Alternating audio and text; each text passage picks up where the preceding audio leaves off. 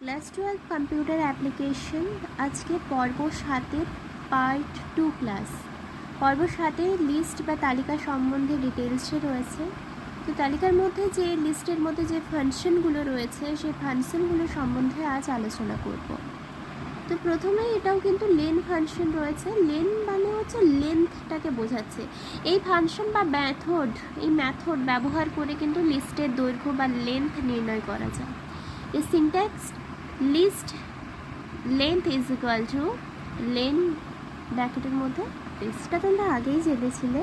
এবার দেখো নাম্বার লিস্টের ক্ষেত্রে লেন্থ বলতে কতটা পর্যন্ত লেন্থ আছে সেটাকে নির্দেশ করবে।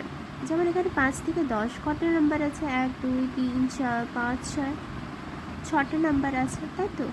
এবার সেই জন্য এখানে সংখ্যায় চলে আসবে, আউটপুট যেটা 6 চলে আসবে। এবার লিস্ট ফাংশন, এটা তোমরা জানো। লিস্ট এখানে যেটা মনে রাখতে হবে, লিস্ট থার্ড ব্র্যাকেটের মধ্যে থাকে, ওকে। এরপর অ্যাপেন্ড, নতুন কোনো ডেটা বা এলিমেন্টকে যুক্ত করার জন্য কিন্তু অ্যাপেন্ড ফাংশন ইউজ হয়, ওকে। যেমন পেন, পেন্সিল, ইরেজার, এখানে শার্পনারকেও আমরা কিন্তু যোগ করতে চাই। আইটেম ডট অ্যাপেন্ড শার্পনার, ওকে। দেন প্রিন্ট আইটেম যদি আমরা করি তাহলে সেক্ষেত্রে পেন, পেন্সিল, ইরেজার, এরপর শার্পনারও প্রিন্ট হয়ে যাবে। তাহলে অ্যাপেন্ডের ক্ষেত্রে এটা মনে রাখবে, অ্যাপেন্ড লাস্টের দিকে কিন্তু যোগ হয়, যেটা আমরা যুক্ত করতে চাইছি সেটা লাস্টে যোগ হয়। যেমন শার্পনার লাস্টে যোগ হয়েছে। এরপরে হচ্ছে এক্সটেন্ডটা কি? এই মেথডটি পাইথনে একটি লিস্টের ভেতর অপর একটি লিস্টের সকল উপাদানগুলিকে আলাদাভাবে সংযুক্ত করতে পারে। এক্ষেত্রে উপাদানগুলি লিস্টের শেষে, এটাও লিস্টের শেষে যুক্ত হয়। যেমন fruit, flower, okay. Fruit dot extend flowers. Print fruits যদি আমরা করি তাহলে সেক্ষেত্রে কি দেখো পরপর কিন্তু এগুলো যোগ হয়ে গেল। অ্যাপেল, গ্রাপস, অরেঞ্জ, তারপর রোজ, লিলি, লোটাস, পরপর কিন্তু এই সেকেন্ড পার্টটা যেটা ওটা কিন্তু লাস্টে যোগ হবে, প্রথমে হবে না। মানে এই যে লিস্ট এক্সটেন্ড সিনট্যাক্স যেটা আছে, ইটারেবলের জায়গায় কিন্তু আমরা ফ্লাওয়ার্সকে বসিয়েছি, সেই জন্য ইটারেবলের পোর্শনটাতে পরপর মানে যেটা ছিল ওটা তো আছেই, তাছাড়া ফ্লাওয়ার্সের মধ্যে কী কী আছে, এই তিনটে রয়েছে, সেজন্য এই তিনটেও কিন্তু প্রিন্ট হয়ে গেল। এরপরে ইনসার্ট ফাংশন, এই ফাংশনটি লিস্টের একটি নির্দিষ্ট স্থানে কোনো এলিমেন্ট বা উপাদান যুক্ত করতে এটা ব্যবহার করা হয়। মানে সূচকের সংখ্যা অনুযায়ী স্থানটি নির্ধারণ করা হয় বা নির্ধারিত হয়, স্থান অনুযায়ী হবে, এটা মাথায় রাখতে হবে। যেমন আইটেম, ব্যাট, বল, স্টাম্প। এখানে আইটেমস ডট ইনসার্ট করলাম 2 কাপ, 2 দিয়ে তারপরে আমরা কাপ লিখলাম। দেখো কাপটা কোথায় যোগ হলো, ব্যাট, বল, তারপরে কিন্তু কাপ আসলো। মানে এই দুইটা লেখার জন্য কিন্তু 2 নাম্বার ইন্ডেক্স পজিশনে এই কাপটা কিন্তু বসলো, ওকে। এই দুইটা লিখতে হবে, তুমি কোনখানে বসাতে চাইছো, যে নতুন ওয়ার্ডটা তুমি কোথায় বসাতে চাইছো, সেই জন্য নাম্বারটা কাউন্ট মানে জানিয়ে দিতে হবে, যে 2 নাম্বারের পরে বসাতে চাইছি, বা 3 নাম্বারের পরে, বা 1 নাম্বারে হলে তাহলে ব্যাটের পর কাপ আসলো, এই দুইয়ের জায়গায় যদি 1 দিতাম।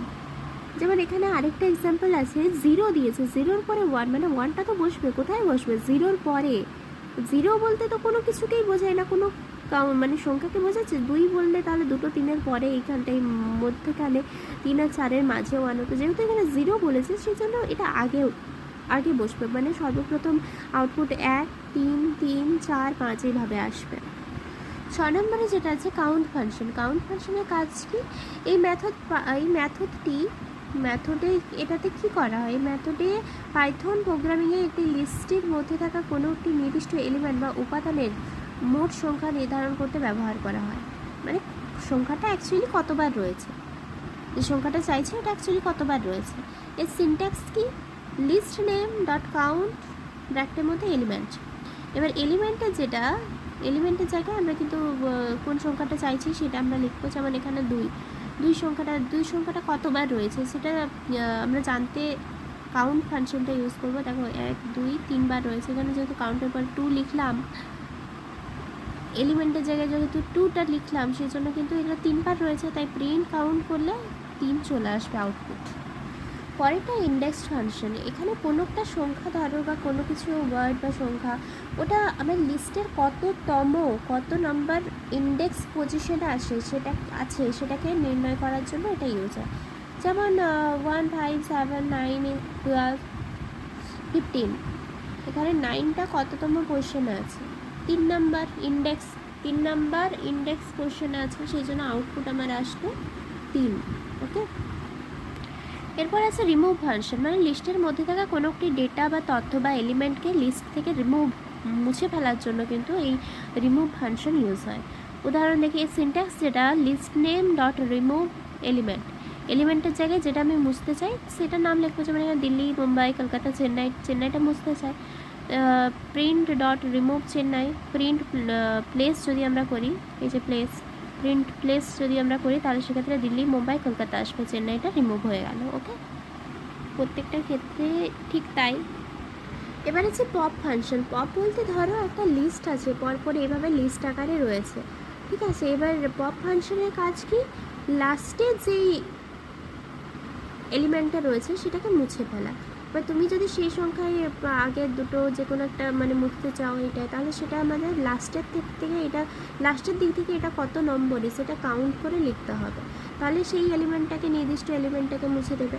আর তা না হলে যদি তুমি ব্ল্যাঙ্ক রাখো আইটেম, এই যে পপ এই জায়গাটাতে যদি আমি ব্ল্যাঙ্ক রাখি তাহলে লাস্টে যেটা থাকবে একবারে লিস্টের লাস্টে, যেমন এখানে পেন্সিল আছে, পেন্সিলটাকে মুছে দেবে। এক্সাম্পলটা দেখো, বুঝতে পারবেন। সিনট্যাক্স হচ্ছে লিস্ট নেম ডট পপ, আইটেমের মধ্যে এগুলো রয়েছে সিনট্যাক্সের অবস্থান অনুযায়ী। তো পপ 2 করলে সেক্ষেত্রে প্রিন্ট আইটেম, এই বলটা কিন্তু রিমুভ, দেখো এখানে আউটপুটে বলটা রিমুভ হয়ে গেল।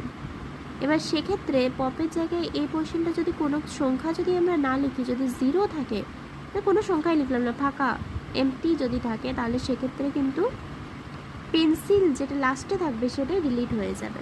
ফর এক্সাম্পল এটা দেখো, নাম্বার 5 10 25 পর্যন্ত রয়েছে, এই পপের জায়গায় এখানে ব্ল্যাঙ্ক দিলাম।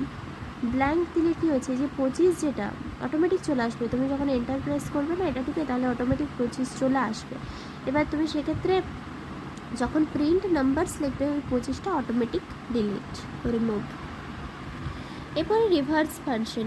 এই মেথডটি কোনো লিস্টের উপাদানগুলি বা ডেটাগুলিকে বিপরীত ক্রমে, অর্থাৎ শেষের দিক থেকে প্রথম দিকে ক্রমানুসারে সাজাতে ব্যবহার করা হয়। রিভার্স, এখানে যতগুলো সিনট্যাক্স আছে না সবগুলোই লিস্ট নেম ডট ওই যে সিনট্যাক্স সম্বন্ধে জানবো তার নাম ব্র্যাকেট। ওকে, এটাই সিনট্যাক্স। এবার নাম্বার, এখানে এক্সাম্পল দিয়েছে, নাম্বার 15 পর্যন্ত আছে, 10 11 12 13 14 15, এটাকে উল্টো দিক থেকে, মানে কি 15 থেকে 10 পর্যন্ত, 15 14 13 এইভাবে সাজানো, এটাই রিভার্সের কাজ। আচ্ছা, আজকে তাহলে এই 10টা ফাংশন নিয়েই থাক, পরবর্তী পার্টে আমরা বাকি ফাংশনগুলো সম্বন্ধে আলোচনা করব। আর টোটাল 15টা ফাংশন আছে, মানে 5টা ফাংশন আছে, তারপরে নেস্টেড লিস্ট সম্বন্ধে একটু আলোচনা। ওকে, ওটা পরবর্তী পার্টে হবে।